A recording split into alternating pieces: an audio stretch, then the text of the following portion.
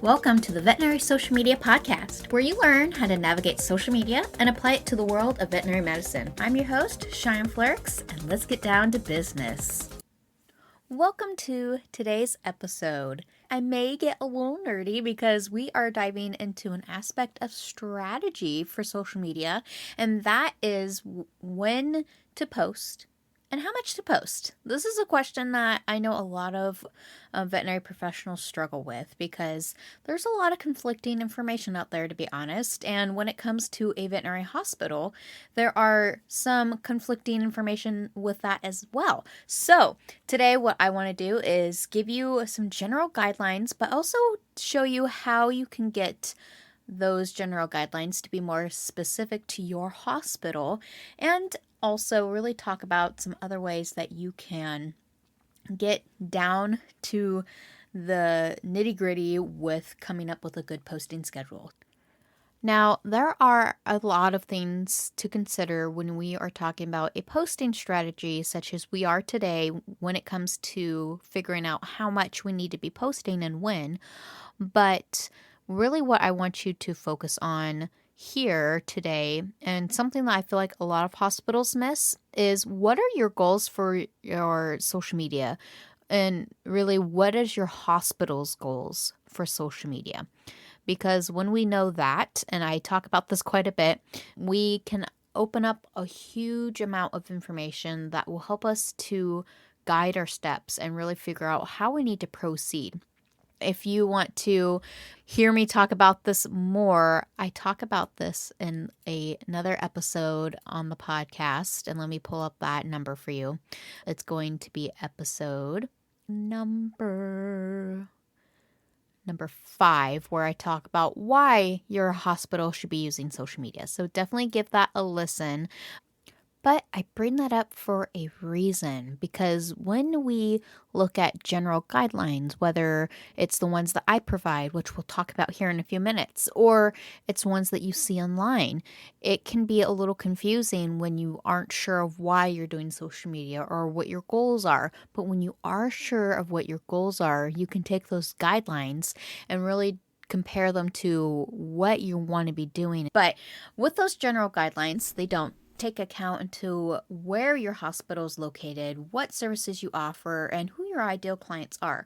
Because when we are looking at a veterinary hospital in a metropolitan area or a city compared to a veterinary hospital in a rural area, we instantly recognize that there's a huge difference in how people come in and out of that veterinary hospital, and really how the relationship with those clients vary. Now, with that, there are definitely some similarities in how we can market to people within those general guidelines. But overall, we need to dive in deeper, use those general guidelines as a starting point, and from there really tweak to how we're noticing the changes and observations for our hospitals and go on from there. So with that, some general guidelines could be posting to social media 3 to 4 times a week. That is something that I generally recommend to people to start off with. But if you are a new practice, you have the obstacle to overcome to getting people to know and be aware of your hospital. And so you'll need to want to post a lot more and maybe put some advertising behind everything that put advertising behind your presence online, because people just need to know about who you are and where you're located. But if you are an established practice in a small town, what you may need to focus on is posting things that will mean something to your existing clients and get them to come back into your practice time after time, or get them to refer your practice to their friends and family. So there goes a little bit of a different strategy right there. If you're posting just 3 to 4 times a week, that's a great maintenance schedule. But if you're needing to get more traffic to come into your practice, you'll need to want to post more so that you get more opportunities for people to see your content.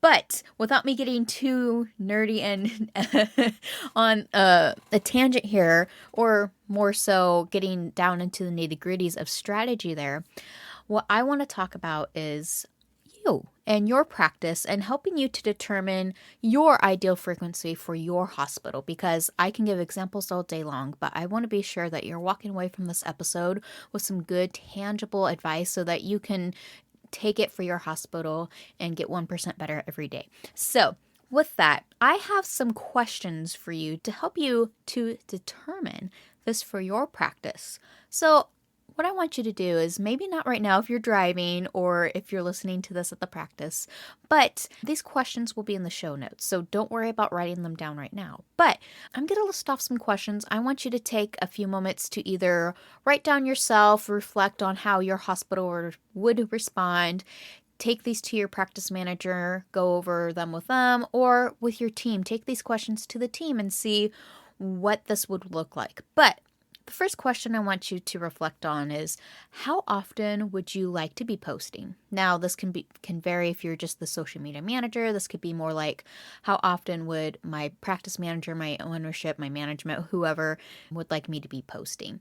If you're the manager or the practice owner, I want you to be sure that you're clarifying this for yourself so that you can either know for yourself or delegate this to a team member. Now, the next question is, how often can you realistically post while keeping a consistent posting schedule without burning out? I know this is a temptation for a lot of practices because either there's that advice out there to be posting as often as you can, as many times a day. I remember this one social media manager sharing with me that they wanted her to be posting like 6 times a day on Facebook. And while that could work for a practice, honestly, I don't think that's sustainable. If they're doing that every day of the week, multiple times a day, it can be a lot, especially if you're still working on the floor. So being sure that you can keep up with that flow of content and publishing that while also creating that in a way that reflects your hospital well is where I'm talking about realistically. Because if you are wanting to do video clips for every day of the week, or trying to keep up with a theme every Tuesday, that is quickly going to drain on your creativity reservoirs. So be honest with your time, with your energy, with your bandwidth, whether that's for you as the social media manager or the leader, the management of the team, saying, okay, this is what I want to do. Is this realistic? It's like saying, okay, I'm going to be taking on, 8 surgeries this morning, but I only have a 4-hour block and I have one that's a very intensive surgery. It may not work, but if you're only doing spays and neuters and you have very good systems in place, and that's all you were doing, you may be able to get those, 8 spay and neuters, for an example, done in that 4-hour block. I mean, I've seen hospitals do something similar before, but without those good systems, that would be close to impossible, I would think. So really just being honest with how much time you have to create all this. Then from there, I want you to ask yourself, what is the overall goal for your social media accounts? And can you realistically reach that goal? Now, one common goal that I know a lot of practices have is they want to reach as many followers as they can. And I often get feedback on them wanting to hit 10K followers. Now, you've heard me talk about this on the podcast, or you've heard me talk about this before, but if that is your goal, I really want you to pause and evaluate what that means for you. Are you wanting the followers because you're wanting to get as many people into your practice as possible, in the hopes of the more followers you have, the more clients you get? Or are you trying just to get recognized in your area, having a lot of followers? Or is that just a goal that you've seen someone else achieve and that you thought that would be really cool to achieve for yourself? With that, though, I want you to be careful about achieving that, because that will quickly discourage you or cause you to burn out, because for a veterinary hospital, that's a big lofty goal unless you have a doctor who has a social media following. If they're an influencer, that makes it a little bit easier. But for a veterinary hospital, I don't recommend that, because now if you're in a big city area, that may change. But generally, when you're a hospital, you want to be attracting the people who are in your local community. Now, if you're attracting people from, say, I'm in Washington State, okay, and I want to, attract as many followers as I can, but I'm starting to attract followers from New York or from Florida, those people aren't going to do business with me. So though those followers are great for metrics, but they're not going to help me in the end of the day with my business or with my practice. So just reevaluate your overall goal for social media, so that you can align your actions with your goal and that you can be more successful in achieving those. So with that, this is a big question for a lot of people, I'm coming to realize, but this next question is, what do you need to make this happen? So what do you need to do to make your overall social media goal happen? What do you need to make your ideal posting frequency possible? That is something I really do want you to take time to think about, because when you know what you need to make it happen, then you're more likely to be able to schedule out those tasks that you need. And if you're the social media manager doing this on the side amongst your full-time position or your main position at the hospital, it's going to be a lot more fruitful for you to be able to say, okay, I need to post, 5 times a week this month. That's about, if we have 4 weeks in a month, that's about 20 posts a month. Then you can say, okay, I only have time to make 10 posts in the next 2 weeks. You can easily say, okay, I need to carve out time here, here, and here, so that you know that you're not having to spend all of it in one chunk and burning out trying to keep up with that. Or the posting that post in one day and rushing and risking to make a mistake on those posts. So with that, though, this last question really depends on your bandwidth within your team. But here is, do you need support in making this happen? Now, I will say that everyone needs help, especially if you're the social media manager who's doing this with another position in place. See what you need. And that's why I ask you to really reflect on, what do you need to make this happen? Because then you can say, oh, I need patient photos, but I don't have the time right now to go get photos, or I don't have any photos on hand. How can I get more photos? This would be where you could go to your team and say, hey, I need some photos. Can you help me out? Now, if you struggle with getting photos from your team and getting them involved with social media, please check out episode number, let me see here. Yes. So I want you to go check out episode number 4 for that, because I dive in deep and give you some tangible tips on how you can get your team more involved and what that looks like, because it looks differently for every person and every team. But definitely give that a go, because once you can unlock that help from your team, or understand at least how you can get them involved with social media, it's going to free you up as the social media manager, or give you more peace of mind at the management that your social media is more of a collaborative effort with the team versus just one person managing it, or you as the manager posting things when you can. So, in getting clear on those questions will not only help you to see how often you need to be posting, but really establishing those steps to see what you need to be posting and be successful in meeting that frequency schedule for posting. Now, if you or your team struggle with answering these questions, or you're left feeling like you have more questions than answers, I just want you to know that you're not the only one. There are a lot of hospitals that struggle with this, and this is something that I have also worked to overcome, and been able to help other hospitals and other companies and consultants work through this as well. And so I just want you to know that if you want to really improve this for your hospital and make social media an effective tool that doesn't drain your team's resources, I would love to be able to help you. I am offering private coaching for hospitals now. And so if you'd love to talk with me about that and see if this would be a great fit for you, definitely reach out via email. And I would love to talk with you and see if this would be something your team could benefit from. But let's talk about general guidelines now, because I know that there's someone listening that just needs a good starting point. And so what I want you to do is take these general guidelines that I offer or I recommend.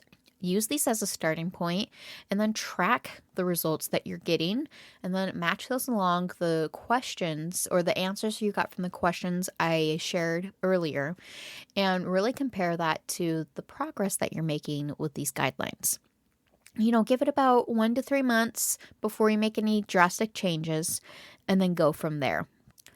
So, with the social media platforms, what I really recommend for hospitals to start off with or really get good at is with Facebook and Instagram. Now, if you're really brave and want to give TikTok a try, definitely do that. But I generally recommend that hospitals stick to Facebook and Instagram for now.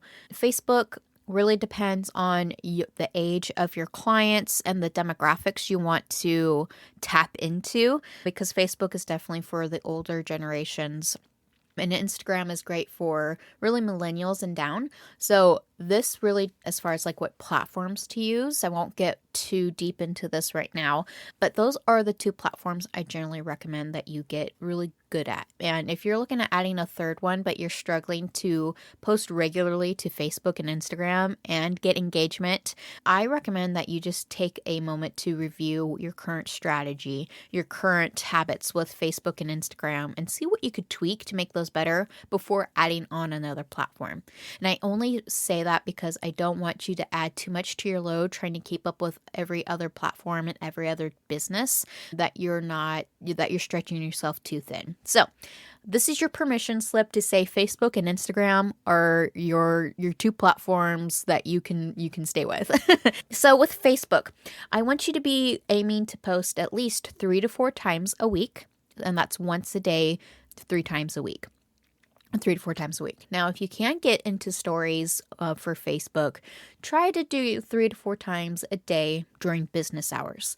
And when I am saying when posting, like 3 to 4 times a week or 3 to 4 times a day during business hours, I want you to get into the habit of posting within these guidelines when you are open, because then you are starting to train people who are following you very actively that you are active on social media during your business hours.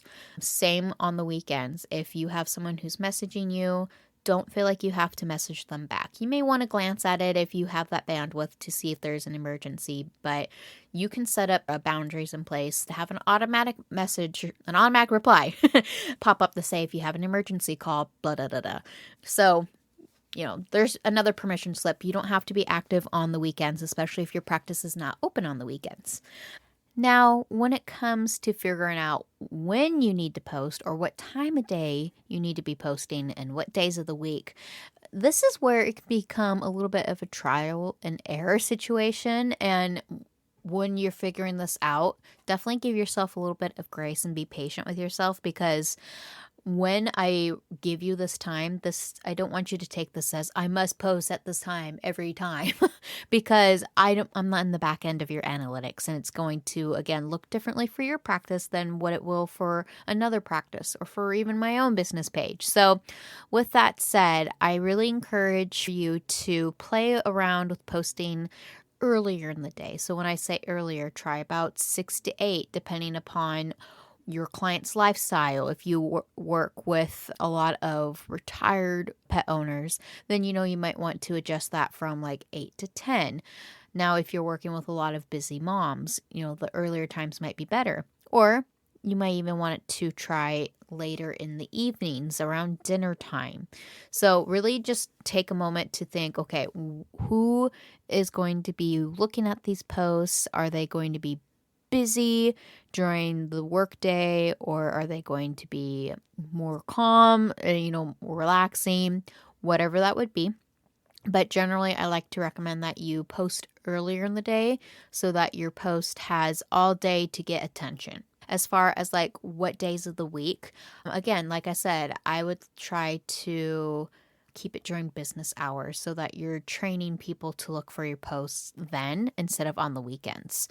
But if you really want to figure this out, especially for Facebook, because Facebook can be really awkward with trying to figure out the best times, you can look inside Meta Business Suite.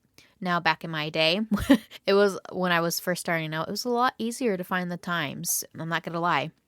Because you would just go in to the back end of your Facebook page and it would just say best times to post. Literally, it would say best times to post. That is since gone. When you do log into Meta Business Suite now, at the time of this recording, you can look at times that they recommend. That is another thing that you can look at and kind of track and say, okay, Meta is recommending that I post at 2, 4, and 6. That might not really be a great time to be posting, honestly, but I mean, you can give it a whirl and see. But you can also take a look at your audience activity, and I show you how to do this in my course in Veterinary Social Media Foundations. But that is really my best tips, kind of really getting down deeper on what works for you. Like I said, figuring out when to post on Facebook can be kind of a fickle thing, so be prepared for an experiment. All right, let's talk about Instagram. Instagram, I recommend also trying to just keep up with doing 3 to 4 times a week and keeping up with 3 to 4 stories a day during business hours. I feel like it's pretty easy if you can just start off with saying, okay, I'm going to post 3 to 4 times a week on Facebook and Instagram. It makes it simple for your brain, keeps it easy for you to keep up with that habit, especially if we're going to be sticking with this for at least 3 months. So when it comes to figuring out when you should be posting on Instagram, this is why I like Instagram just a bit better. You can use Meta Business Suite to check this out, but I really like using the Instagram app itself to check this because you can just go into your back end, look at the analytics, and it'll actually give you a very good graph of when people are most active. And you want to be posting when people are most active, just as a general rule for social media. And here's a ninja tip. I actually like to post about 10-15 minutes before the most active wave of traffic, just so that I can capture any traffic right before that. But with that said, I generally like to post again earlier the better on Instagram, so that post has all day to really get traction. But this is why I like to look within the app specifically, because it will give me those specific details on when they're the most active. Because looking at my own personal account, I was quite surprised to see that people were really active around lunchtime, which makes sense looking back because of my audience. But for your hospital, that might be the same thing. And that's definitely not early in the day. So that is my recommendation as far as Instagram goes. Post earlier, but also look in depth into your posting into your Instagram app on the back ends of it, because Meta doesn't give us great information, which kind of disheartens me. But with that, if you want to get more on more specific data as far as like when your posts could go out for better results and really maximize your scheduling efforts, because if you didn't know, you can actually schedule your posts. I do recommend seeing if you can get a paid version of a scheduler, because that is going to really help you to figure out when you need to post, and they will be able to give you a little bit more guidance on how much you need to post. Not so much with the how much, because they want you to be posting as much as possible, but really helping you laser in on when you need to post.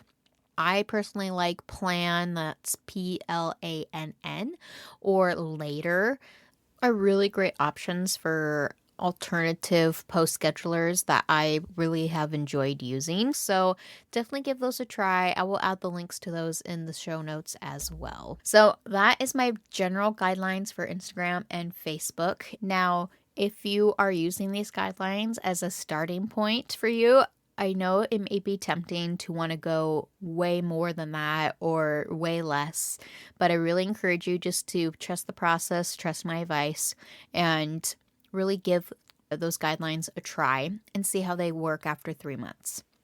Now, if you have any questions about this, definitely feel free to reach out to me in the email or in my Facebook group. If you're not a part of my Facebook group, definitely join us. It's called Veterinary Social Media Managers on Facebook. I will have the link for you in the show notes as well. But with that, it's going to be a super, super critical whether you are the only person managing social media right now or the main person, or you have a team who is working on social media together. It's going to be really important for you to get a good system for your posting in place, because that system is going to be your key to success. Just like we have protocols for surgery, for treatments, the way that we get clients booked, we have processes in place in the hospital to keep us efficient and to have good communication. It goes the same for social media. If you don't have a good system in place, you may be feeling like you're spending a lot of energy on trying to get posts out, or you are trying to play catch up all the time and you think social media is not working because of X, Y, and Z. I can pretty much guarantee from personal experience it's because you don't have a good system in place. So if that sounds like you, I have a course called Veterinary Social Media Foundations. That may just be the thing that you need, because in that course, I teach you how to plan out your posts in a strategic way, how to create posts, and really help you to develop a strong system so that social media isn't running you, but really having you run the social media. I want you to be the boss over social media so that you're not chronically stressed over on trying to post that day or figure out what you need to be posting and trying to get engagement and yada, yada, yada. Like, I don't need to add more to your plate. So if you want to join, the link for that will be in the description or the show notes of this episode. And I would love just to be able to partner with you and help you in that and help you just to be the social media rock star you're meant to be. So that is it for this episode.